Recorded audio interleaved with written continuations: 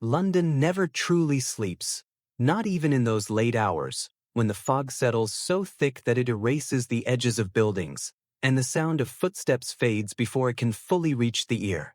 On nights like these, the city feels quieter, slower, and perhaps a little more honest. Tonight's story is not one to be rushed. So before we begin, make sure you are comfortable, that the lights are dim, and that nothing will disturb you as the night unfolds. And if you find yourself returning here night after night, drawn to these quiet investigations and the mysteries they carry, consider subscribing to the channel so you don't miss the next case. Now, let us begin. There are certain details a man believes he could never forget. The sound of his own name spoken in the quiet of the night. The familiar outline of a street he has walked countless times. And yet, on the morning of November 14th, 1893, Mr. Edwin Harcourt awoke with the uneasy sense that something from the previous evening had slipped beyond his reach. He could recall the dinner, the warm glow of gaslight, and the slow return into the cold air outside. But after that, his memory grew uncertain. The night did not feel empty, only incomplete, as though a small but important piece had been quietly removed. He remembered stepping onto the street and pulling his coat tighter against the cold. The fog had thickened while he was inside, settling low and heavy over the pavement. It dulled the sharp edges of buildings and softened the distant sounds of the city. Even the passing footsteps of strangers seemed quieter, as if absorbed by the damp air. It was the kind of night that encouraged stillness, where movement felt slower and thoughts came more quietly. It was then that he noticed the carriage. It stood a short distance from the curb, partially wrapped in fog. At first glance, there was nothing remarkable about it. And yet, the longer he looked, the more it seemed out of place. Its surface was clean, untouched by the grime that usually marked the streets of London. The lanterns at its sides burned with a steady and unwavering light. They did not flicker or struggle against the damp air, but held firm as though protected from it. There was no visible driver, no movement inside, no sign that it had just arrived. And yet it did not feel abandoned. It felt as though it had been waiting. Later, Mr. Harcourt would find it difficult to explain why he approached it. There had been no signal, no invitation, and no clear reason to step closer. The decision came without effort, as if it had already been made before he became aware of it. His steps were calm and unhurried, guided by a quiet certainty he did not question. The door opened easily. Inside, the carriage was dimly lit. Dark velvet lined the interior, softening the shapes and absorbing the light. The space felt enclosed, yet not uncomfortable. There was a faint scent in the air, something subtle and almost pleasant, though difficult to identify. It carried a quiet warmth that eased the senses. He stepped inside and took his seat. The door closed behind him, and soon after, the carriage began to move. The motion was smooth and steady, without sudden turns or changes in pace. The sound of the wheels against the damp street formed a quiet rhythm. It was slow and consistent, the kind of sound that draws the mind away from sharper thoughts. For a time, there was only that rhythm. Then, gradually, something else appeared. A voice. It was soft and distant, yet unmistakably familiar. It did not startle him or demand attention. Instead, it settled into his awareness as though it belonged there. The tone was calm and measured, carrying no urgency. It did not feel like something new, but rather something remembered. He did not question it. The voice continued, steady and unbroken. The words themselves would later fade, but the feeling remained. There was comfort in it and a quiet sense of trust. His thoughts slowed, and the tension in his body eased without him noticing when it began. The world outside the carriage grew distant, hidden behind the fog that pressed against the glass. Within that calm and narrowing focus, a question was asked. It did not feel strange or intrusive. It felt simple, almost expected. The kind of question a man might answer without hesitation if he believed himself alone. And he answered it. The response came easily, without doubt or reflection. It felt natural in that moment, as though it required no thought at all. The voice did not change, and the carriage did not slow. Everything continued with the same quiet consistency. By the time the carriage came to a stop, the voice had already faded. The door opened, and the cool night air returned. It felt sharper now, more real than before. Mr. Harcourt stepped out and looked around, taking a moment to recognize where he stood. The street was familiar. The buildings, the iron gate, the worn stone steps. It was his own home. There was nothing immediately unsettling in this realization. It felt ordinary enough to accept without question. Behind him, the carriage remained for only a brief moment. He heard the soft sound of the door closing, followed by a silence that seemed to settle quickly over the street. When he turned to look, the carriage was gone. There was no movement in the fog, no fading light, and no sound of wheels retreating into the distance. The street appeared as it always did at that hour, quiet and unchanged. If anything had been there, it had left no trace behind. He did not think much of it at the time. It was only several days later that the unease began to take form.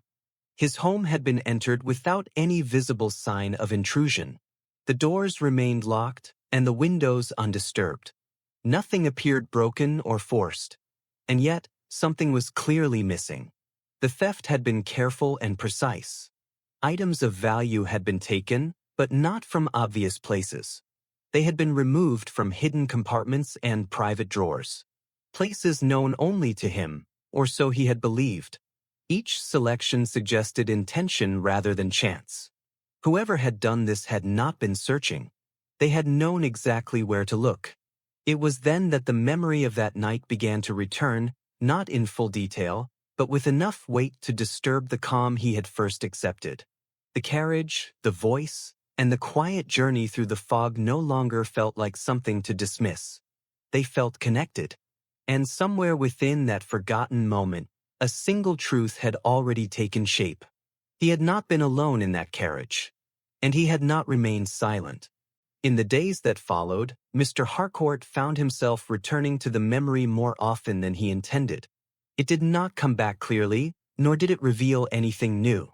It lingered instead as a quiet discomfort, something that resisted being fully understood. He continued his routine as before, yet the sense of something misplaced remained close, never fully leaving his thoughts. The matter might have ended there, dismissed as an unusual coincidence, had it not been for what came next. Another incident was reported only a few streets away. The circumstances were similar in a way that seemed too precise to ignore. A well-known merchant had returned home late in the evening after attending a private gathering. Like Mr. Harcourt, he recalled stepping into the fog and noticing little else beyond it. His memory of the journey home was unclear, reduced to fragments that did not quite connect. 3 nights later, his residence was found to have been entered without force. The theft followed the same pattern. No signs of struggle. No broken locks. No disturbance in the rooms that would have drawn immediate attention. And yet, the most valuable items had been removed from places that were not visible to a stranger. Hidden compartments, secured drawers, and carefully concealed storage had all been opened with quiet precision. It was not the loss itself that caused concern, but the method. Those responsible had not searched the house. They had not moved through it with uncertainty or haste. They had taken only what mattered, and they had done so with complete confidence. It suggested knowledge that could not be easily explained. The reports reached the police in the usual manner. Each case was recorded and reviewed, placed among others that shared only superficial similarities. Burglary was not uncommon in London, and the absence of forced entry, while unusual, was not without precedent. It was assumed that the victims had been careless, or that someone close to them had provided access. No further connection was made. It was only when a third incident occurred that a pattern began to form, though not within official records. This time, the victim was a retired solicitor, a man known for his cautious habits and attention to detail. His home was considered secure, and his routines rarely changed. Yet even in his case, the result was the same. He remembered the fog. He remembered a sense of movement, though not the journey itself. And like the others, he struggled to account for the time between leaving the street and arriving at his door. The theft followed soon after. The same careful selection. The same absence of damage. The same quiet certainty in every action taken within the house. Nothing unnecessary had been touched, and nothing of lesser value had been disturbed. It was as though the intruder had walked through the rooms with a clear and complete understanding of where everything had been hidden. By this point, the similarity between the incidents was difficult to dismiss entirely. Yet without a visible connection, they remained separate in the eyes of those responsible for investigating them. Each case was handled on its own, examined in isolation, and ultimately set aside without resolution. It was not until Mr. Harcourt, troubled by his own experience, chose to speak of it beyond official channels that the matter began to shift. He described the carriage. At first, the details seemed insignificant. A simple part of the journey, easily explained and of little importance. But as he spoke, others began to recall something similar. Not with certainty and not in full detail, but enough to suggest that the memory was not his alone. A shape in the fog. A carriage that had seemed to appear without sound. A journey that could not be clearly remembered. These fragments, scattered and uncertain, began to align in a way that none of them had expected. Individually, they meant very little. Together, they suggested something more deliberate. Still, the idea was not taken seriously. The notion of a carriage moving unseen through the streets, selecting its passengers and leaving no trace, was dismissed as imagination shaped by fear. It was easier to believe in coincidence than to accept a pattern that could not yet be explained. And so, the reports remained unchanged. The thefts continued to be treated as isolated events. The victims were questioned, their accounts noted and quietly set aside. The mention of fog and uncertain memory was regarded as unreliable, something influenced by the late hour and the conditions of the night. Only one man at that time chose not to dismiss it. He did not begin with certainty, nor did he claim to understand what had happened. He began with a simple observation, one that others had overlooked.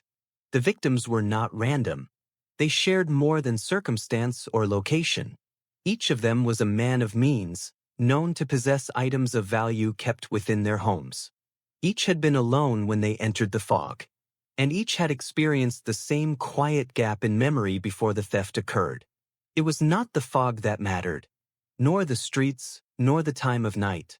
It was the moment in between, the part of the journey that none of them could fully recall. That was where the answer had to be found, and that was where Blackwood chose to begin. I had known Blackwood long enough to recognize the signs of his interest. He did not rush toward a conclusion, nor did he speak of theories before their time. Instead, he allowed a problem to settle, much like the fog that lingered over the streets of London. He would observe it quietly, from a distance at first, until its shape began to reveal itself. It was in this manner that he approached the matter of the carriage. When Mr. Harcourt first came to him, the account was delivered with hesitation. Not because the man doubted what had happened, but because he could not fully explain it. There were too many gaps, and what remained did not seem sufficient to form a proper statement. Blackwood listened without interruption, his attention fixed not on what was said with certainty, but on what could not be clearly remembered. He asked few questions. The ones he did ask were simple, almost understated. He did not press for detail where none could be given. Instead, he focused on the sequence of events, on the order in which things had occurred. When Mr. Harcourt spoke of the dinner, Blackwood allowed it to pass without comment. When he described the fog, Blackwood took note. But when the carriage was mentioned, even in uncertain terms, that was where his attention settled. He did not react immediately. There was no visible shift in his expression, no sign that the detail carried any more weight than the others. And yet, when the account had been completed, it was the carriage he returned to first. Not its appearance, not its absence of a driver, but the moment in which it had been noticed. According to Mr. Harcourt, the carriage had not drawn his attention in a sudden or alarming way. It had simply been there, as though it had always belonged to that part of the street. There had been no decision to approach it, only the quiet sense that doing so was natural. Blackwood found this detail more significant than the man himself had realized. A thing that invites no question is often more deliberate than one that does. In the days that followed, similar accounts reached him through less direct means. They did not arrive as formal reports, nor were they presented with the intention of forming a pattern. They came instead as fragments, mentioned in passing or recalled only when prompted by the right question. Each on its own seemed incomplete, but together they began to take on a clearer shape. The carriage appeared only at night. It was always seen in the presence of fog. It was never described as alarming, and those who entered it did so without hesitation. Blackwood did not dismiss these consistencies as coincidence. He understood that repetition, even in uncertain details, often pointed toward intention. Still, he remained cautious. Patterns could mislead as easily as they could reveal. What mattered was not simply what repeated, but what connected those repetitions beneath the surface. It was not enough to know that the carriage existed. He needed to understand why it appeared when it did, and why certain individuals were drawn to it while others were not. To that end, he turned his attention to the victims themselves. They were not chosen at random. Each man held a position that afforded him a degree of wealth, though not all were publicly known for it. Some lived quietly, with their means concealed behind modest appearances. Others were more visible, their status easily recognized by those who paid attention to such things. What united them was not their profession nor their location, but the simple fact that each possessed something worth taking.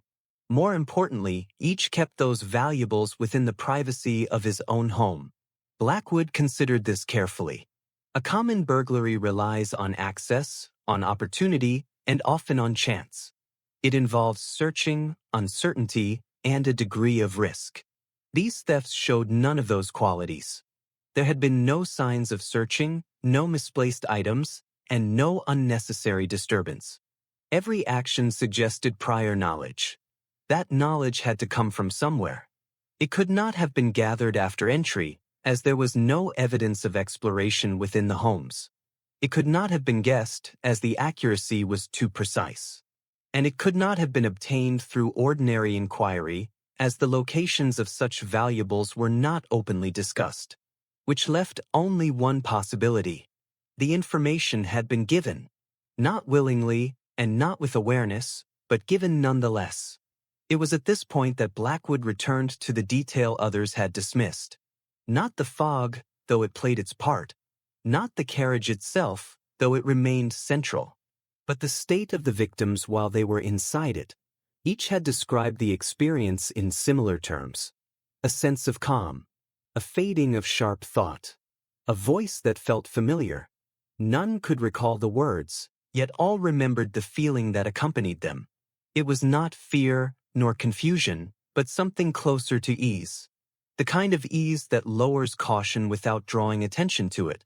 Blackwood did not refer to it as anything unusual at first.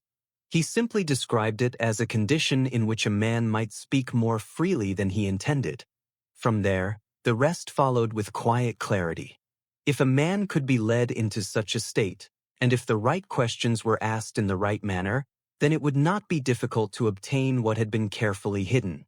The answers would not be resisted, because they would not feel like answers at all. They would feel like ordinary thoughts, spoken without consequence. The carriage, then, was not a means of transport alone. It was a place of transition, a space removed from the noise and structure of the city, where the mind could be guided without interruption. The fog concealed its movement, the interior controlled the environment, and the voice shaped the response. Everything within it served a purpose. Blackwood did not yet know who controlled it, or how it appeared without being seen. He did not know how many were involved, or where they operated from once the journey had ended. But he no longer doubted that the carriage and the thefts were connected. The link was not in the streets. It was not in the homes. It was in that quiet, forgotten interval between them. And for the first time since the incidents had begun, the problem no longer seemed uncertain. It had direction. And that was enough for him to proceed. Once Blackwood had formed his initial understanding, he did not rush to act upon it. He preferred to test an idea quietly before allowing it to guide his actions. In this case, simple observation was not enough. The carriage did not appear in any fixed place, nor did it follow a predictable route. It showed itself only under certain conditions, and even those conditions were uncertain. The presence of fog seemed important, but London was no stranger to fog. That alone could not explain it. This suggested that the carriage did not move at random, but with intention. The victims had not encountered it by chance.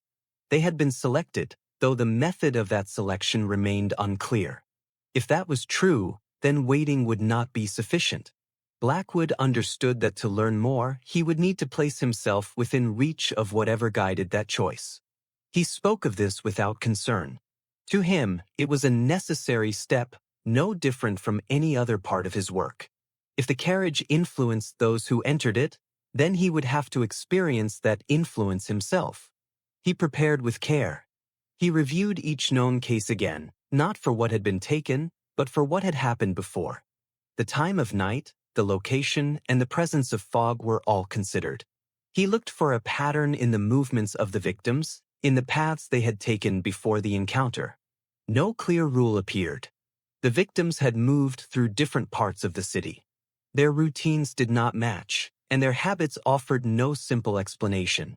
The only constant was that each had been alone, and each had possessed something of value within his home. Blackwood accepted this as enough. He chose the western quarter of London, where one of the earliest incidents had taken place. The streets there allowed a man to pass without notice, yet still be seen when necessary. It was a place where movement felt natural, and where a moment of stillness would not seem unusual. He waited for the fog. When it came, it settled slowly over the streets, softening the light and dulling the distant sounds of the city. The gas lamps burned dimly, their glow fading into the thick air. The streets grew quieter, and the space between each sound seemed to widen. Blackwood stepped into it. He walked at an even pace, neither too fast nor too slow. His movements were ordinary, without purpose or urgency. He did not search for anything, and he did not allow his attention to fix on any single point. He moved as any man might, returning home after a quiet evening. Time passed. Nothing appeared.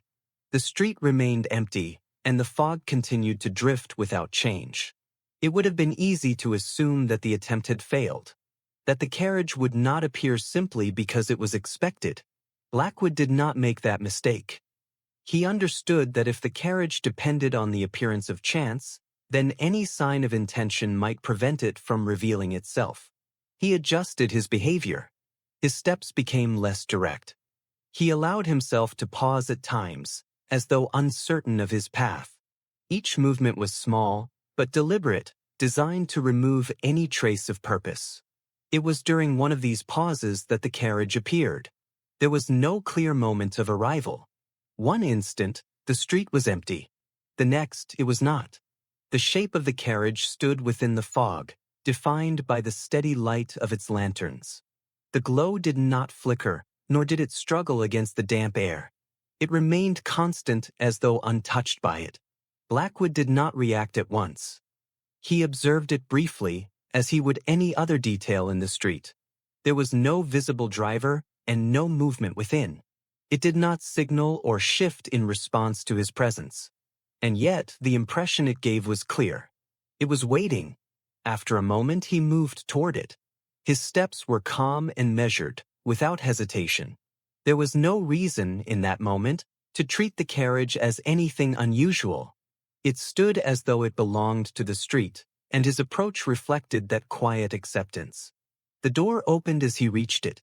It moved without sound, revealing the dim interior within. The dark velvet linings softened the light and concealed the edges of the space. A faint scent reached him, subtle and carefully placed. It was not strong enough to notice at once, but it lingered in a way that suggested purpose. Blackwood stepped inside. The door closed behind him, and the sounds of the street faded quickly. The carriage began to move soon after, with a smooth and steady motion. There were no sudden changes, no sharp turns, only the quiet rhythm of the wheels against the damp road.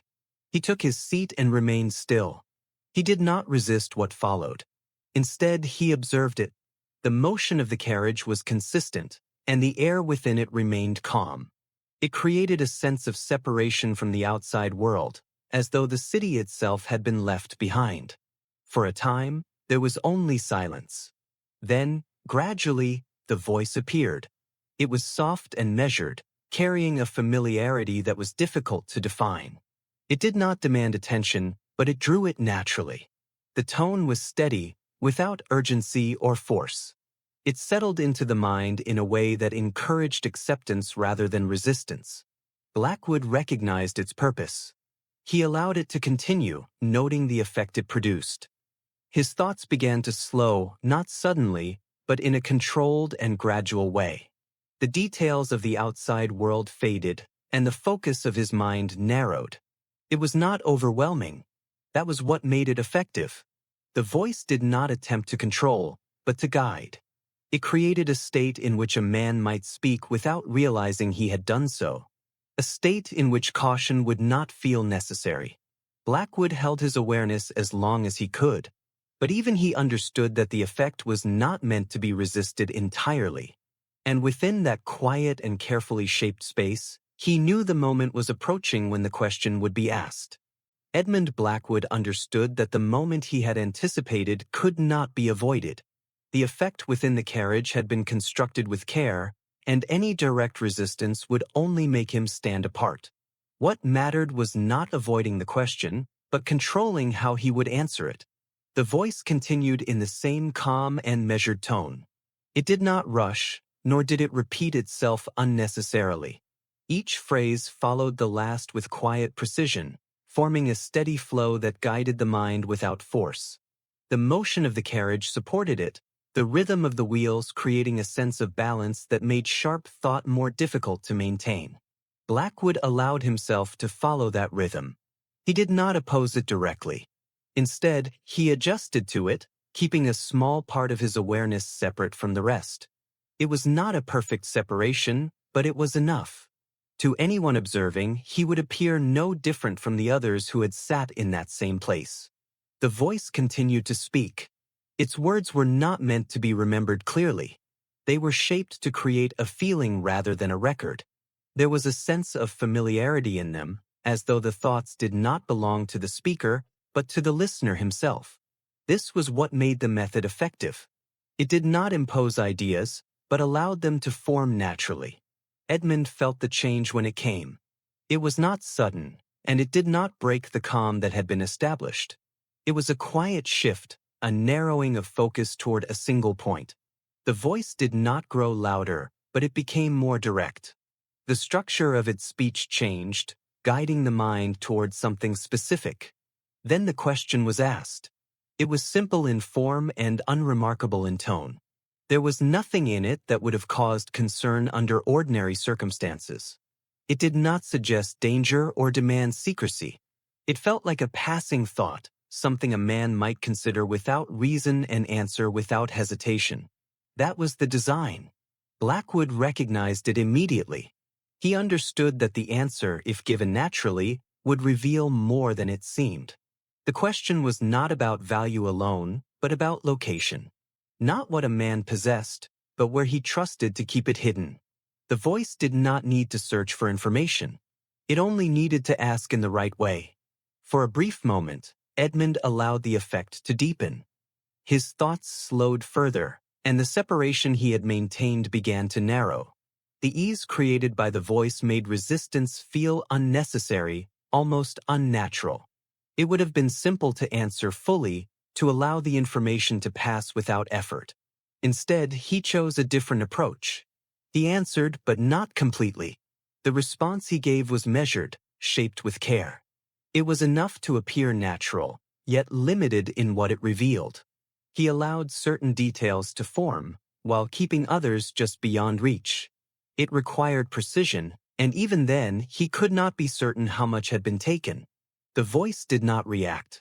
It continued as before, neither confirming nor questioning the response. The tone remained steady, and the rhythm did not change. If anything had been noticed, it was not shown. The process moved forward as though nothing had been interrupted. Blackwood remained still. He listened as the voice carried on, noting the structure beneath it. There was a pattern to the questions, though only one had been asked directly. The rest was preparation, a careful shaping of thought that made the answer possible. It was not force that produced the result, but patience. After a time, the voice began to fade. It did not end abruptly. It receded in the same gradual manner in which it had appeared, leaving behind a quiet space that felt empty by comparison. The rhythm of the carriage remained, but without the voice, it lost some of its effect. Edmund Blackwood felt his thoughts begin to return.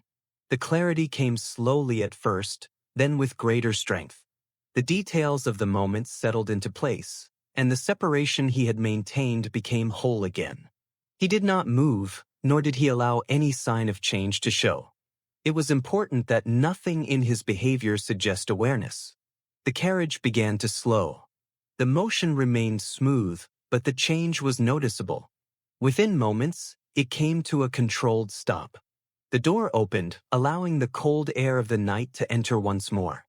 The fog remained thick outside, pressing close against the edges of the street. Blackwood stepped out. He did not turn immediately. He allowed a brief moment to pass, as though adjusting to the change in air and light. Then, with a natural movement, he looked back. The carriage was still there. For the first time, Edmund was able to observe it more clearly. The surface remained clean, the lantern steady, and the windows dark. There was still no sign of a driver and no movement within. It held the same quiet presence as before, unchanged by what had taken place inside it. Then, as he watched, it was gone. There was no sound to mark its departure, no movement in the fog to suggest direction. It simply ceased to be there, leaving the street as it had been before. Blackwood turned away. He now knew enough to be certain. The carriage did not merely transport its passengers. It took something from them. And in that quiet exchange, the foundation of every theft had already been laid. When Edmund Blackwood returned from that night, he did not speak of it at once. He preferred to let the experience settle, to examine it in silence before placing it into words. There were details that required careful thought, and others that needed to be tested against what he already knew. What concerned him most was not the carriage itself. It was the precision of the method. The voice had not forced an answer. It had not demanded or threatened. It had guided the mind toward a point where the answer felt natural, almost expected. That was what made it dangerous. A man would not resist something that did not appear as a threat. Blackwood understood this clearly. He knew that the victims had not been careless. They had not revealed their secrets through weakness or neglect. They had been placed in a state where caution no longer applied. The information had been given freely, though not knowingly. That distinction mattered. It explained why there had been no signs of struggle, no sense of violation until after the theft had taken place. By the time the victims realized what had been lost, the moment in which they had revealed it was already gone.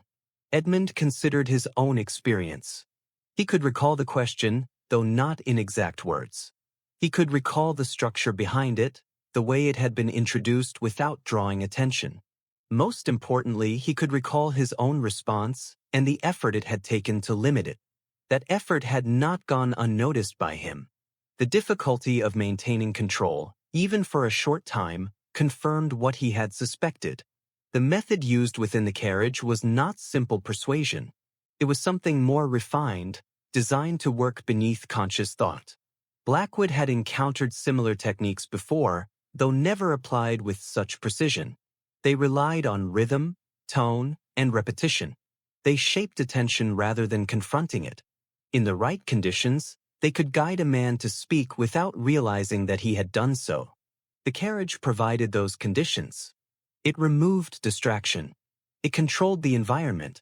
It isolated the passenger from the outside world and replaced it with a steady, predictable rhythm. Within that space, the voice did the rest. Edmund did not believe this to be the work of a single individual. The execution was too controlled, too consistent. The carriage itself required management. Its appearance, its movement, and its disappearance all suggested coordination. The voice, as precise as it was, would not be enough on its own. There had to be others. One to operate the carriage, though unseen. One to guide the voice. And at least one more to act upon the information once it had been obtained. The thefts themselves required time, access, and knowledge of the streets. Blackwood began to see the structure. It was not a random series of crimes, but a system. Each part depended on the others, and each was carried out with care. The victims were selected, approached, and guided without resistance. The information was taken quietly, and the theft followed soon after, before any suspicion could form. The efficiency of it was what made it difficult to detect. Each step appeared separate from the next. The carriage was dismissed as imagination. The loss of memory was attributed to fatigue or distraction. The thefts were treated as ordinary burglary. There was no single point at which all elements were considered together, except by one man. Edmund Blackwood did not require certainty to proceed. He required only direction, and he now had it. The connection between the carriage and the thefts was no longer a theory to him. It was a working assumption, supported by both observation and experience. What remained was to prove it. That would not be simple. The carriage could not be summoned, and those who operated it had taken care to remain unseen. The victims could not provide clear accounts, and the police had already dismissed the possibility of any connection. To move forward, Blackwood would need something more than pattern. He would need a mistake. Criminals, no matter how careful, were rarely perfect. A system, no matter how well designed, could fail if placed under the right pressure. Edmund intended to apply that pressure, though not in a way that would reveal his intention too soon. He began by revisiting the victims. Not to question them directly, but to observe what remained. The homes, the locations, and the timing of the thefts all offered small details that had been overlooked. He looked for signs of entry that had not been forced, for paths that had not been noticed. In one case, he found it. A narrow service entrance at the rear of the property, rarely used and easily ignored. It showed no damage, yet the lock bore subtle signs of being opened with skill rather than force. It was not the work of chance, but of preparation. Blackwood took note of it. It confirmed what he had already suspected. The thefts were carried out by those who knew how to enter without drawing attention. They relied on knowledge, not luck, and they acted with confidence. That confidence would be their weakness. Edmund understood that a man who believes himself unseen often becomes careless in small ways. Not careless enough to be obvious, but enough to leave a trace. It was in those traces that the truth could be found. He would not chase the carriage. He would follow what came after it. And in doing so, he believed he would find those who controlled it. Edmund Blackwood did not attempt to follow the carriage again. He understood that repeating the same approach would yield little. The method relied on uncertainty, and those who controlled it would not expose themselves without reason. Instead, he turned his attention to what followed each encounter. The thefts. If the carriage was the beginning, then the intrusion into each home was the result. Unlike the carriage, the theft left behind a physical trace. It could be examined, measured, and compared. It existed within the world in a way the carriage did not. Blackwood began with the smallest details. He revisited the homes that had been affected, not as an investigator seeking answers, but as an observer looking for what others had overlooked. The police had already examined these places and found nothing of note. That, in itself, suggested that whatever had been done was subtle. Subtlety leaves marks, though not always obvious ones. In each home, Edmund moved slowly. He paid attention to doors that had not been broken, to windows that had not been forced, and to locks that showed no clear damage. At first glance, Everything appeared as it should. The rooms remained in order, and nothing suggested intrusion. But the absence of disorder was itself a detail. A hurried theft creates movement. It disturbs what surrounds it. These thefts did not. They were controlled, deliberate, and limited to specific locations. This meant the intruder had not searched. He had moved directly to what he needed. That required certainty. Blackwood focused on entry. In most cases, the main doors had been used. Not broken, but opened. The locks remained intact, yet there were faint signs of interference. Marks so slight they could be dismissed as wear, unless one knew what to look for. The work had been done with skill and with tools designed for precision. This was not the work of an amateur. Edmund noted that each entry point shared the same quality. Clean, controlled, and without hesitation. The intruder had not tested multiple methods. He had known exactly what was required and had applied it without error. That level of consistency suggested experience. It also suggested that the same individual or the same group had been responsible for each theft. Different hands leave different traces. Here, the traces were nearly identical. Blackwood followed the path inside. He did not look at what had been taken, but at how it had been reached. The route through each home was direct. There were no unnecessary steps, no signs of uncertainty. The intruder had moved with confidence, avoiding anything that did not serve a purpose. In one house, Edmund paused. The path taken led through a narrow corridor that connected the rear entrance to a private study. It was not the most obvious route. A stranger might have taken longer or chosen a different direction. Yet the intruder had moved without hesitation. He had known the layout. That knowledge could not have been gained after entry. It had to come before. Blackwood considered the timing. Each theft had occurred within a short period after the encounter with the carriage. Not immediately, but soon enough that the information would still be accurate. This suggested coordination. The moment the information was obtained, it was passed on and acted upon without delay. That required more than one person. One to obtain the information, one to carry it, and one to use it. Edmund began to see the structure more clearly. The carriage was not an isolated tool, but part of a larger system. It gathered what was needed, and the rest followed with efficiency. Each role was defined, and each action supported the next. Such a system required trust. Not the kind of trust found between strangers, but the kind built through repetition. Each member depended on the others to perform their part without failure. A mistake at any point would risk exposing the whole. Blackwood looked for that mistake. He knew it would not be obvious. It would not appear as a broken lock or a misplaced object. It would be something smaller, something that did not fit perfectly within the pattern. He found it in the third house he examined. Near the rear entrance, just beyond the line where the fog might have reached on a damp night, there was a mark on the ground. It was faint, easily overlooked, and partially disturbed by passing movement. But it remained visible enough to be studied. It was the impression of a wheel. Not the broad mark of a common carriage, but something narrower.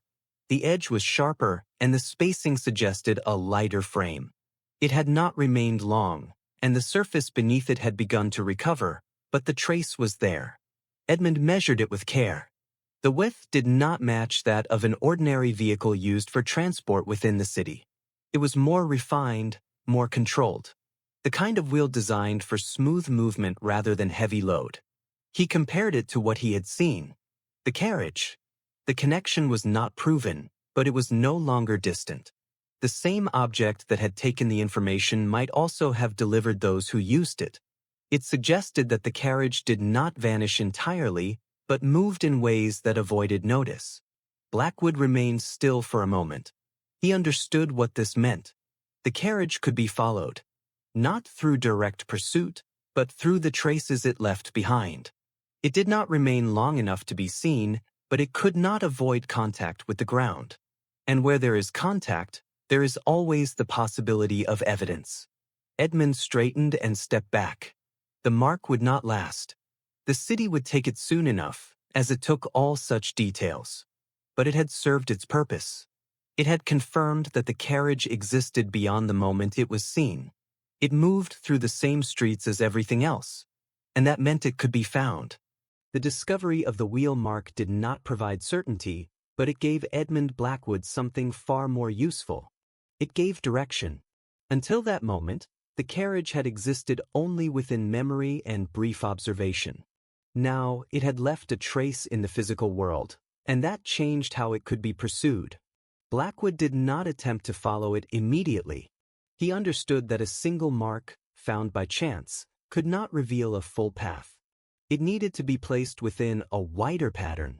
The carriage did not move randomly through the city. It had purpose, and that purpose would shape its route, even if only in subtle ways. Edmund began by returning to each location where a theft had occurred. He studied the streets surrounding those homes with careful attention. Not just the entrances, but the ground itself.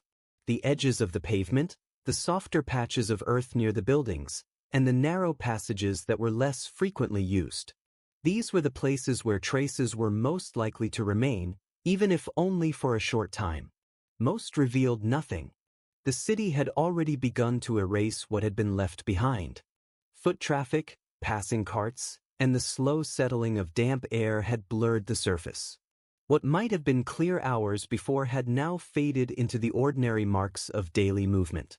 Still, Blackwood persisted. He was not looking for a perfect trail. He was looking for repetition.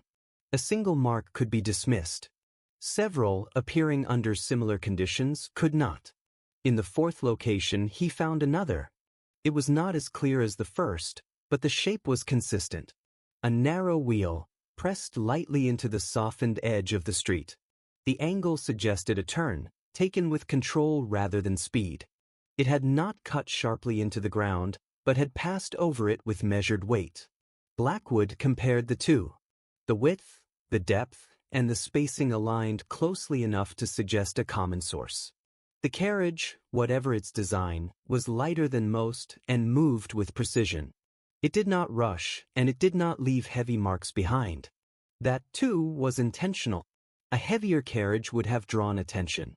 It would have left deeper impressions, easier to follow and harder to dismiss. This one had been constructed to avoid that. It moved quietly, both in sound and in trace. Edmund extended his search. He began to map the locations in his mind, not as separate points, but as parts of a whole. Each home, each street, and each mark formed a loose pattern that began to suggest movement between them. The carriage did not travel in straight lines, nor did it follow the busiest roads. It favored the quieter paths. Side streets, narrow passages, and routes that allowed it to move without interruption. These were not hidden places, but they were overlooked. A man could pass through them without drawing attention, especially at night, and especially in fog. Blackwood followed one such path. It led away from the fourth house, turning gradually toward a less active part of the district. The buildings grew more uniform, and the activity diminished. The ground here was less disturbed, and the edges of the street showed signs of occasional use rather than constant passage. There, he found a third mark. It was faint, but clear enough to confirm his direction. The same narrow wheel, the same controlled pressure, and the same lack of depth. It had passed through this point not long before, though the exact time could not be determined. Edmund paused. 3 marks were not enough to form a complete route, but they were enough to establish a pattern. The carriage moved through these streets with purpose, connecting its points of contact in a way that avoided notice. It did not vanish entirely. It passed through the city like anything else, but with greater care. Blackwood considered what lay ahead. If the carriage followed a route, then that route would lead somewhere. Not a random end, but a place of return. A location from which it began and to which it would eventually go back. Such a place would need to be concealed, yet accessible. Hidden, but not isolated. He continued forward. The path narrowed further, and the buildings began to show signs of neglect. Not abandoned, but less maintained. The windows were darker, and the streets less attended. It was the kind of place that did not invite attention, and therefore received very little of it. Edmund slowed his pace. He did not expect to find the carriage waiting. If it had a place of return, it would not reveal it easily. But the traces suggested proximity. The marks had appeared closer together, and the direction had become more consistent. He was nearing something. At the end of the narrow street, the path opened slightly into a small service yard, enclosed on 3 sides by the backs of adjoining buildings. The ground here was softer, protected from the constant movement of the main roads. It held impressions more readily and for longer. Blackwood stepped forward and examined it. There were marks. Not just one, but several, layered over one another. They were not clear enough to count, but they shared the same shape and spacing. The same narrow wheels, passing through the same space more than once. The carriage had been here. Not once, but repeatedly. Edmund remained still for a moment. This was not proof of a fixed location, but it was something close. A point within the city where the carriage had passed often enough to leave a pattern. It suggested that whatever place it returned to was not far from here. Blackwood did not search further that night. He understood the importance of restraint. To move too quickly, or to search too directly, would risk drawing attention. The system he was observing depended on remaining unseen. If disturbed too soon, it would change, and the pattern would be lost. He turned and left the yard as quietly as he had entered. The fog still lingered over the streets, softening the edges of everything it touched. The city remained calm, unaware of what had passed through it. But Edmund Blackwood now knew something more. The carriage did not simply appear and disappear. To move. And where it moved often enough, it left a path. Edmund Blackwood did not treat the service yard as a discovery to be rushed. He understood that proximity was not the same as certainty. The carriage had passed through that space more than once, but it had not remained there. It was a point along the route, not the end of it. Still, it was closer than anything he had before. Blackwood returned the following evening, not to search, but to observe. He chose a position that allowed him to see the entrance to the yard without being easily noticed. The buildings provided shadow, and the fog, though lighter than before, still softened the distance between shapes. He remained there without movement. Time passed slowly. The sounds of the city continued at a distance, unchanged and indifferent. A few figures crossed the far end of the street, their presence brief and without interest. Nothing approached the yard, and nothing emerged from it. It would have been easy to conclude that the place held no further value. Edmund did not make that conclusion. He understood that a system built on caution would not reveal itself quickly. If the carriage returned here, it would do so under conditions that favored concealment. That meant patience would be required, and perhaps more than one attempt. He returned again the next night. This time, the fog was thicker. It settled deeper into the streets, reducing visibility and dulling sound. The gas lamps appeared dimmer, their light fading into the dense air. It was the kind of night that had accompanied the earlier encounters, and it carried the same quiet stillness. Blackwood took his position once more. He waited. At first, there was nothing. Then, without warning, the light appeared. It was faint at a distance, barely distinguishable from the glow of the nearest lamp. But it moved differently. It held its shape as it advanced, steady and controlled, unaffected by the shifting fog. Edmund focused his attention. The light grew clearer as it approached, and with it, the outline of the carriage began to form. It moved at a measured pace, neither fast nor slow, guided along the street with quiet precision. There was no sound beyond the soft rhythm of its wheels. Blackwood remained still. The carriage passed the entrance to the yard without hesitation. It did not pause, nor did it turn. It continued forward, following the narrow street beyond. For a moment, Edmund considered moving after it, but he did not act. Observation came first. The carriage disappeared into the fog as quickly as it had appeared, leaving only the faint echo of its movement behind. The street returned to its previous state, quiet and unchanged. Blackwood did not follow. He had seen enough to confirm what he needed. The yard was not the destination. It was part of the route. Edmund adjusted his approach. If the carriage did not end its journey there, then it must continue beyond it.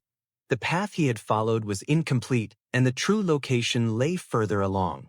The question was not whether the carriage could be seen, but where it would go when it was no longer observed. Blackwood chose to move. Not immediately, but after allowing enough time to pass that his actions would not appear connected. He entered the street and followed the direction the carriage had taken, keeping his pace steady and unremarkable. The fog made distance uncertain. Shapes appeared and faded without warning, and the boundaries of the street seemed to shift with each step. It was easy to lose direction, even when the path itself remained straight.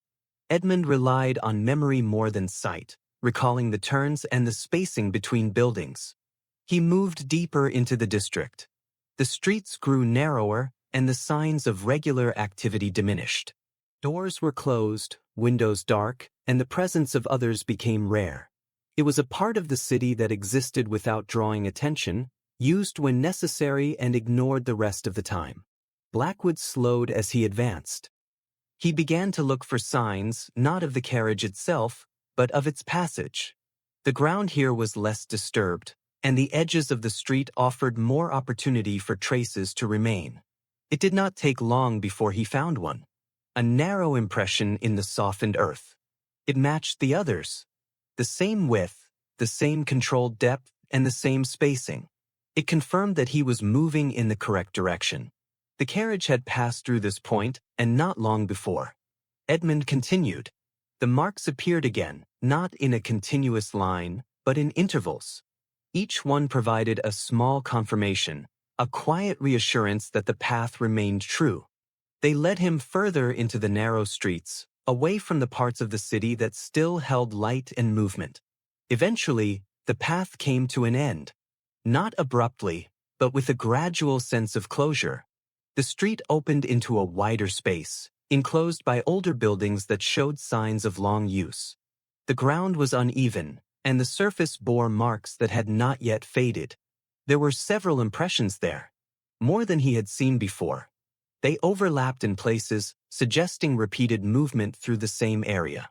The carriage had come here more than once, and it had remained long enough to leave a clearer trace. Blackwood examined the surroundings. There were entrances to the buildings, some visible, others less so. A large set of doors stood at one end of the space, reinforced and rarely used.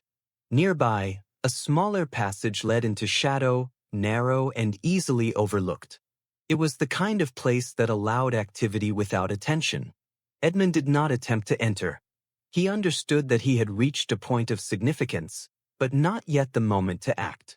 To move further without preparation would risk losing the advantage he had gained. The system he was observing had remained hidden because it was careful. It would not tolerate intrusion without response. Blackwood stepped back. He had found the place the carriage returned to, or at least something very close to it. The pattern of movement, the marks on the ground, and the nature of the location all pointed in the same direction. The carriage did not vanish into nothing. It returned here, and somewhere within that quiet and forgotten part of the city, those who controlled it were waiting. Edmund Blackwood did not approach the buildings at once. He understood that reaching the location was only part of the work. What mattered now was understanding how it functioned and who moved within it.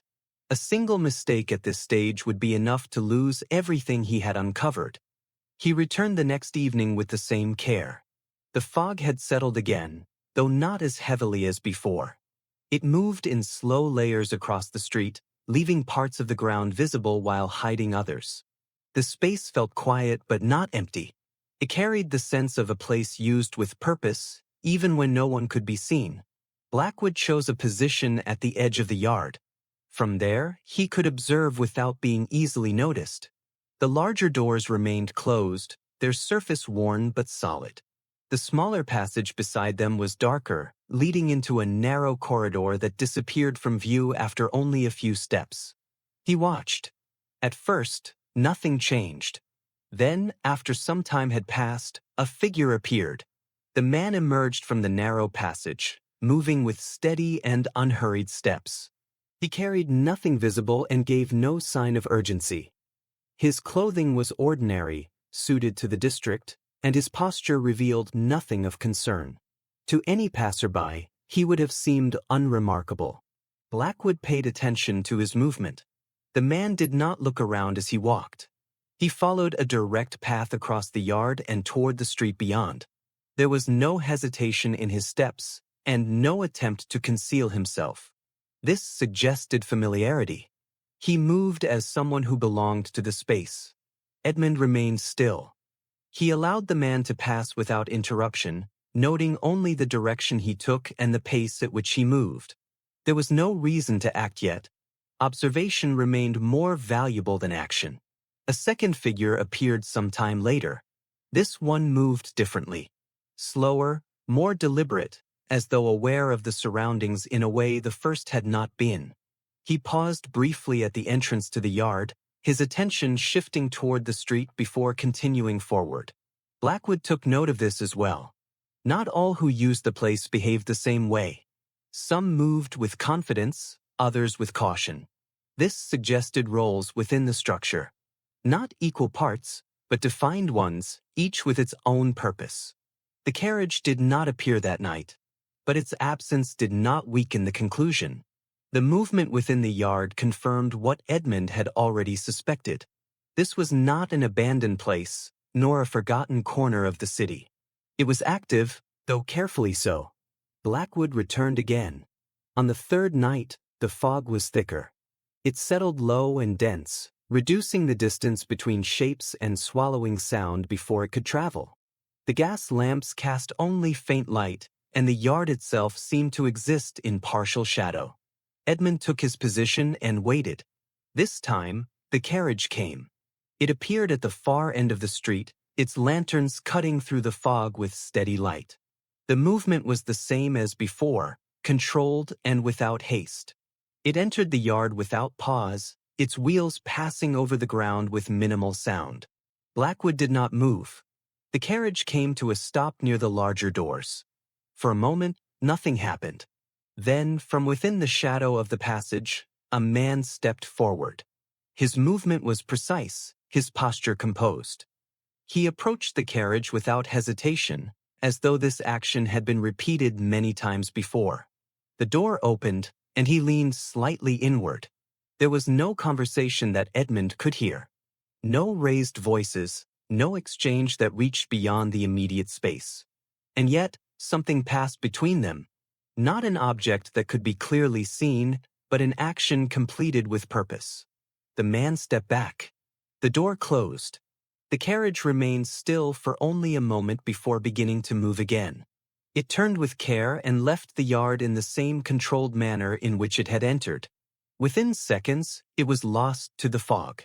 Blackwood remained where he was. What he had seen confirmed the structure. The carriage gathered information. It delivered it, and those within the yard received it without delay. Edmund understood now that the process was continuous. The carriage did not operate alone, and the yard was not a simple resting place. It was a point of exchange where one part of the system connected to another. The man who had approached the carriage was not the driver, nor was he the voice. He was something else, a link between them. Blackwood considered this carefully. If the information was delivered here, then it was acted upon from here as well. That meant those responsible for the thefts were either within these buildings or closely connected to them. The entire operation depended on this location, even if only for a short time. That made it a point of weakness. Every system, no matter how careful, relies on moments of transition. Points where one action becomes another. Those moments cannot be hidden completely because they must occur in the physical world. This was one of them. Edmund stepped back from his position.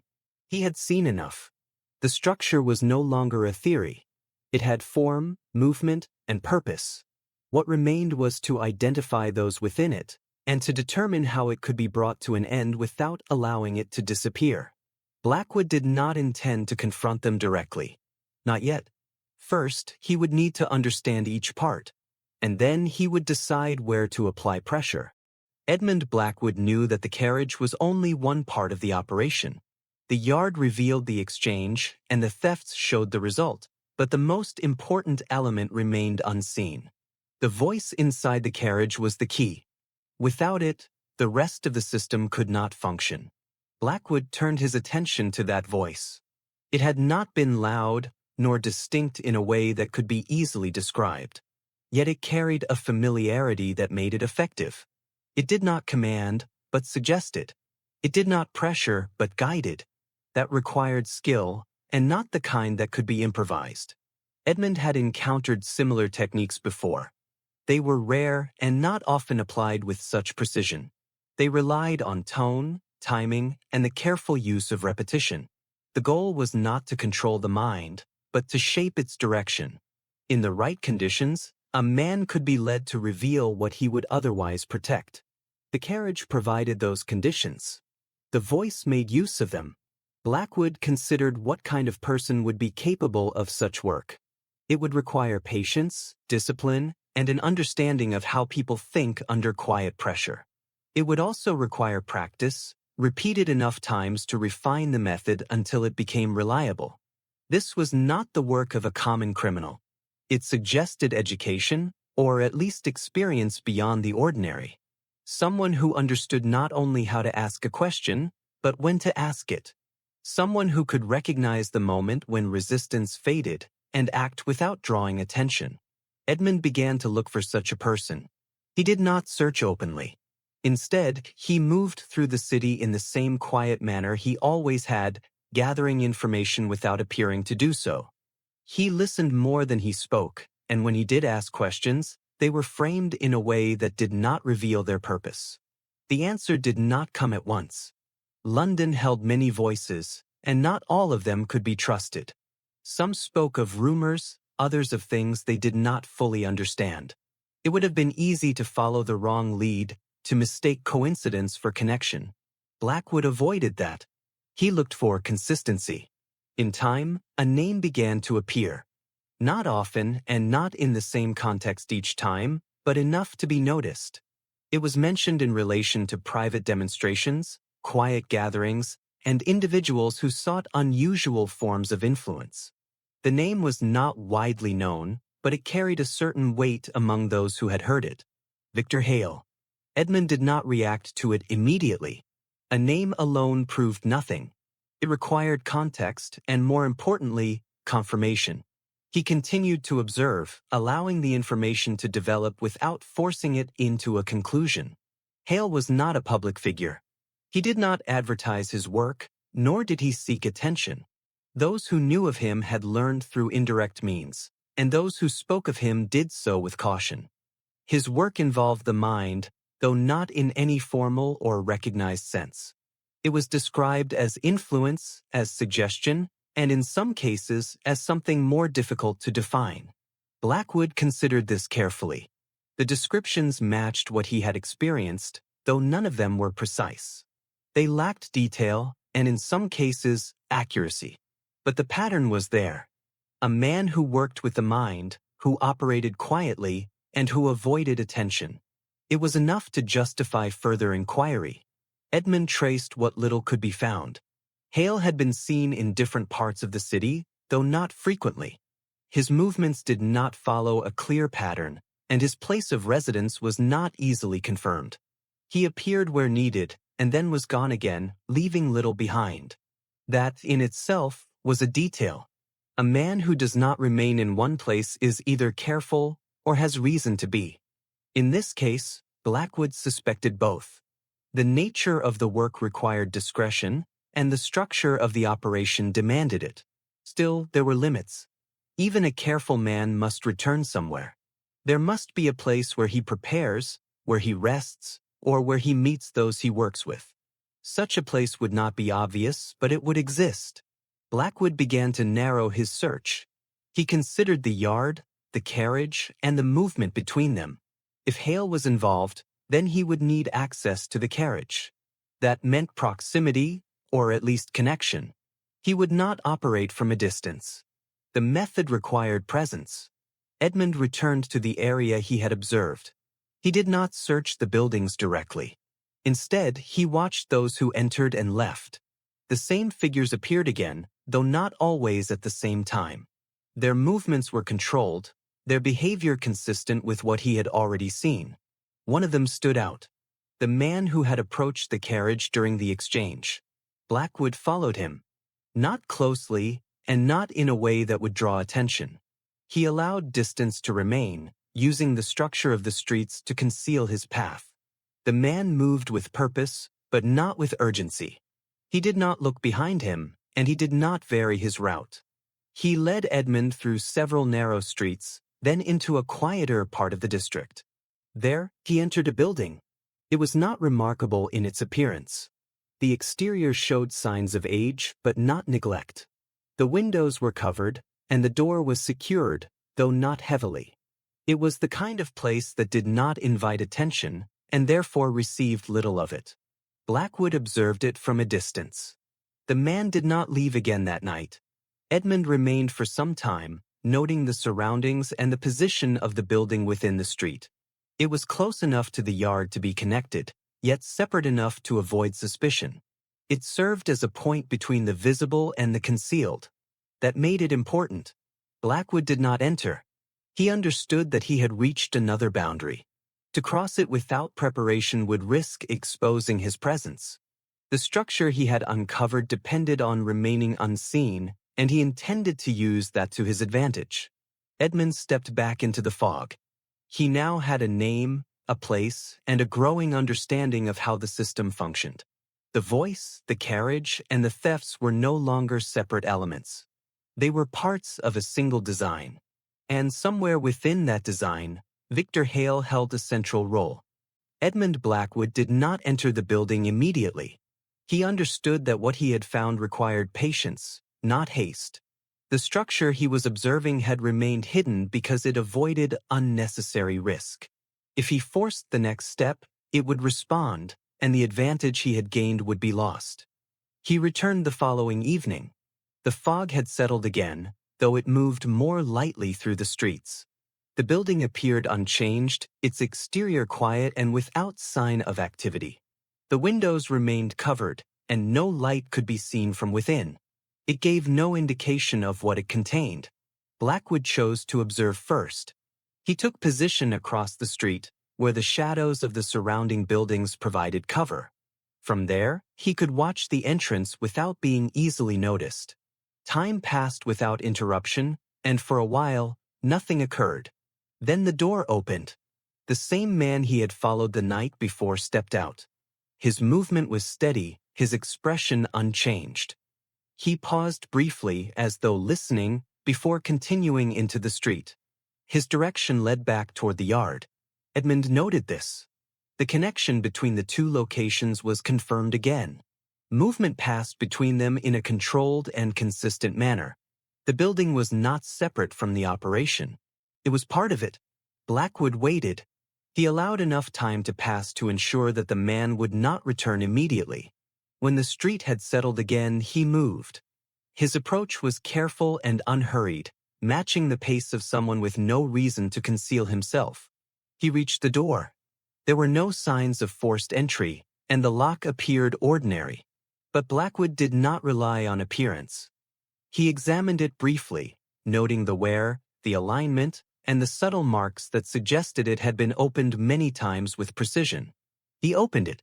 The interior was dark. The air within was still, carrying a faint scent that Edmund recognized. It was the same subtle note he had encountered inside the carriage. Not strong enough to identify directly, but present enough to suggest intention. Blackwood stepped inside and closed the door behind him. The corridor ahead was narrow, leading deeper into the building. The walls were plain, and the floor showed signs of regular use. There was no decoration, no attempt to make the space comfortable. It served a purpose and nothing more. Edmund moved forward. His steps were quiet, measured to avoid drawing attention. The building did not appear empty, but it did not feel occupied in the immediate sense. There were no voices, no movement, only the faint presence of something beyond sight. He reached the first room. The door was partially open. Inside, the space was arranged with order and restraint. A table stood at the center, accompanied by a single chair. On the surface were objects placed with care. Small bottles, each sealed, and a set of instruments that suggested deliberate use. Blackwood examined them. The contents of the bottles were not immediately clear, but their purpose could be inferred. The scent in the air, both here and in the carriage, pointed to their use. They were not meant to overpower, but to assist, to create a state in which the mind became more receptive. Edmund did not linger. He continued further. The next room revealed more. Here, the arrangement was different. The space was larger, and the chair was positioned with greater intention. It faced a fixed point on the wall, where a simple pattern had been drawn. Nothing elaborate, only a shape designed to hold attention. Blackwood understood its purpose. It was not the carriage that created the effect. It was prepared here. The carriage carried the method, but the refinement took place within these walls. The voice, the timing, and the structure were practiced, adjusted, and repeated until they became precise. Edmund moved again. He followed the corridor to its end, where a final door stood closed. Unlike the others, it showed signs of more frequent use. The handle was worn, and the frame carried slight marks from repeated contact. Blackwood paused. This was not a space to enter without thought. He listened. At first, there was nothing. Then, faintly, a sound. Not a voice in full, but something close to it. A low tone, steady and controlled, as though someone within was speaking in a measured cadence. Edmund recognized it. It was the same structure he had heard inside the carriage. Blackwood opened the door slightly. Inside, a man sat alone. His posture was composed, his focus directed forward. He spoke in a quiet, steady rhythm, repeating phrases with small variations. There was no audience, no visible purpose beyond the act itself. He was practicing. Edmund remained still. He did not step inside, nor did he reveal his presence. The man continued without pause, unaware that he was being observed. Each phrase followed the last with precision, adjusting tone and timing in subtle ways. This was the voice. Not the final form heard within the carriage, but its source. The method was being refined, shaped through repetition until it could be used without flaw. The calm, the familiarity, and the gradual control were all constructed here. Blackwood withdrew. He closed the door as quietly as he had opened it and stepped back into the corridor. There was no need to remain longer. What he had seen confirmed what he needed to know. The operation was not improvised. It was built. Each part had its place, and each action had been practiced until it became reliable. The carriage, the voice, and the thefts were all connected through this building. It was the center from which everything extended. Edmund moved toward the exit. He did not rush. He left the building with the same calm he had entered it, closing the door behind him without sound. The street outside remained quiet, unchanged by what lay within. Blackwood stepped back into the fog. He now knew where the method was created, and more importantly, he knew that the man behind the voice was real. Edmund Blackwood did not return to the building again that same night, as he understood that what he had seen required careful use rather than immediate action. The structure was now clear enough to him, and each part had revealed its purpose without the need for further intrusion. What remained was not discovery, but timing. He spent the following day considering the final connection. The carriage gathered information, the building refined the method, and the yard served as a point of exchange. Yet there was still one element that had not been fully observed. The theft itself, though understood in theory, had not yet been witnessed in practice. Blackwood knew that to complete the pattern, he would need to see that final step as it occurred. He chose his approach with care. Rather than returning to the building or the yard, Edmund turned his attention to the victims. Not those who had already been robbed, but those who might be next. The pattern suggested selection among men of means who moved alone at night, and this allowed him to anticipate where the carriage might appear again. He selected a location that matched those conditions. The street was known for its quiet residences and its wealthy occupants, yet it remained active enough in the early evening to avoid suspicion. As night settled and the fog began to form, the movement diminished, leaving longer intervals of silence between each passing figure. Blackwood positioned himself nearby. He did not remain in one place for long, as stillness could draw attention in such a setting. Instead, he moved at a slow and natural pace, passing along the street as any other man might. His attention remained outwardly unfocused, though in truth he observed every detail. It did not take long. The carriage appeared as it had before, without clear arrival and without sound to mark its presence. It stood within the fog with the same quiet certainty, its lanterns casting a steady and controlled light. There was no driver visible and no movement within to suggest activity. A man approached it. He was well dressed, though not in a manner that sought attention. His pace was unhurried, and his expression calm, as though the decision to approach had already been made before he was aware of it. Blackwood watched as the door opened, and the man entered without hesitation. The carriage began to move. Edmund did not follow it directly, as he understood that doing so would risk exposure. Instead, he allowed time to pass, counting the moments in silence while maintaining his position within the street. When enough time had passed, he moved. His direction was not toward the carriage, but toward the expected result. Blackwood followed the pattern he had already established, moving through the quieter streets and toward the area where the theft would likely occur. His pace remained steady, neither hurried nor delayed, as though he had no reason to arrive at any particular time. When he reached the house, the street was empty. There was no sign of disturbance, and nothing suggested that anything had yet occurred. The windows were dark, and the entrance remained closed. To any observer, it would have appeared as it always had. Edmund waited. He took position within the shadow of a nearby structure, where he could observe the entrance without being seen. The fog remained light but present, enough to soften the outlines of movement without obscuring them entirely. After some time, a figure appeared. The man moved along the street with quiet purpose, his steps controlled and direct. He did not pause, nor did he look around unnecessarily.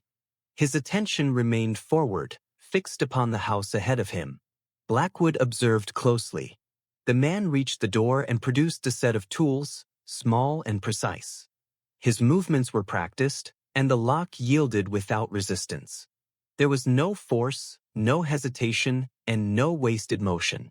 Within moments, the door opened. The man entered. Edmund remained still, allowing the scene to continue without interruption. He understood that this was the final confirmation he required. The information taken within the carriage had been delivered, and now it was being used with exact precision. Time passed slowly. The man remained inside only as long as necessary. When he emerged, his movements were unchanged, though his purpose had been completed. He closed the door behind him, leaving no visible trace of his entry, and continued along the street without altering his pace. Blackwood followed at a distance. He did not close the space between them, but allowed enough separation to remain unnoticed. The man's route led back toward the same district Edmund had already observed, confirming the connection without the need for further proof. When the man disappeared into the narrow passage near the yard, Blackwood stopped. There was no need to proceed further. The structure was complete. Each part of the system had been observed, and each action confirmed the next. The carriage, the voice, the exchange, and the theft were no longer separate elements. They formed a continuous process, executed with care and precision. Edmund Blackwood turned away. He now understood not only how the operation worked, but where it could be broken. The system depended on order, and that order could be disrupted if the right point was chosen. What remained was not discovery. It was the decision of when to act. Edmund Blackwood did not move against the operation immediately, as he understood that a system built on precision could not be disrupted through haste. Every part of it relied on timing, and if he acted too soon, those involved would disappear before any proof could be secured. What he needed was not only to stop them, but to do so in a way that left no doubt. He chose the next target carefully. The pattern of selection had become clear enough to predict where the carriage would appear again. a man of wealth, moving alone, at an hour when the streets were quiet and the fog had begun to settle. Blackwood arranged for such a man to exist, though not in the way the criminals expected. This time, the information would not come easily. Edmund prepared in advance, not by placing himself in the carriage again, but by controlling what would be given if the question were asked. The man chosen for the role carried nothing of value within his home, at least not where it would be expected. The details that could be revealed were shaped with care, designed to lead anyone who followed them toward a false result. Blackwood understood the risk. If the method within the carriage was as precise as he believed, then even a controlled answer might reveal more than intended. Still, it was a risk he was willing to take. Without pressure, the system would remain intact, and those behind it would continue without interruption. The night came as expected. The fog settled over the streets, and the carriage appeared without sound. The man approached it and entered without hesitation, just as the others had done before him. The pattern held, unchanged in its form and execution. Blackwood remained at a distance. He did not interfere with the first part of the process. The carriage needed to complete its role, and the information, however altered, needed to be delivered. Only then would the system move forward to its final stage. Time passed. The carriage disappeared, and the street returned to stillness. Edmund allowed the necessary interval to pass before moving. His direction led him not to the yard, but to the house that had been prepared. He arrived before the intruder. The building stood as expected, quiet and undisturbed. From the outside, there was nothing to suggest that anything unusual had been arranged within it. The doors were secured, the windows dark, and the street remained empty. Blackwood took his position inside. He chose a place where he could observe without being seen, allowing the darkness of the room to conceal him. The house itself had been left in a state that would not raise suspicion. Nothing had been altered beyond what was necessary. He waited. The sound came softly at first, the faint movement of someone approaching along the street. It was controlled and deliberate, matching what Edmund had already observed in previous cases. The intruder did not rush, nor did he hesitate. The lock opened. The door moved without sound, and the man stepped inside with the same quiet confidence as before.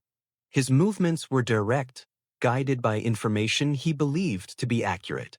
There was no searching, no uncertainty, only purpose. Blackwood watched. The man moved toward the location that had been prepared. He followed the false information exactly, trusting it without question. The method had worked as intended.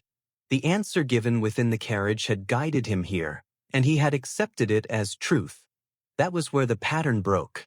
The moment he reached the hidden compartment, the illusion ended.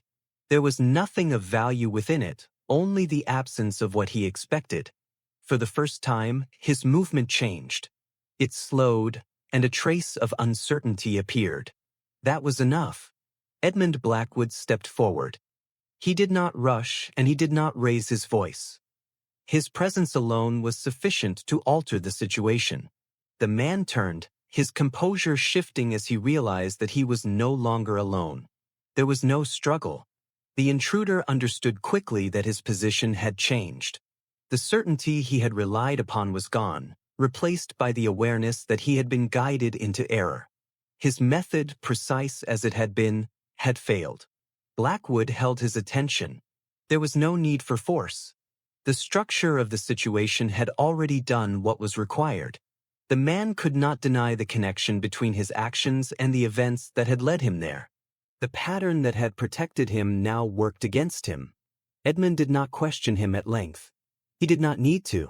The presence of the man within the house at that moment was enough. What remained would be confirmed through the connections already established. The yard, the building, and the carriage would complete the rest. Blackwood secured him and prepared to act. The system had been broken at its final step. Now, it could be followed back through each part, no longer hidden by uncertainty.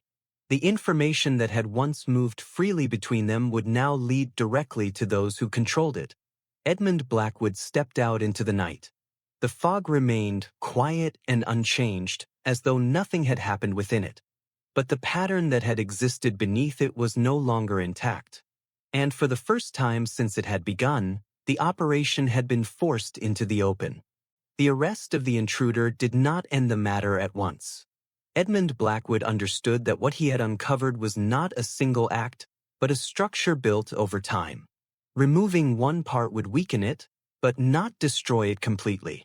What followed required the same care that had guided him from the beginning. The man did not resist. His confidence had already been broken within the house, and with it, the certainty that had guided his actions.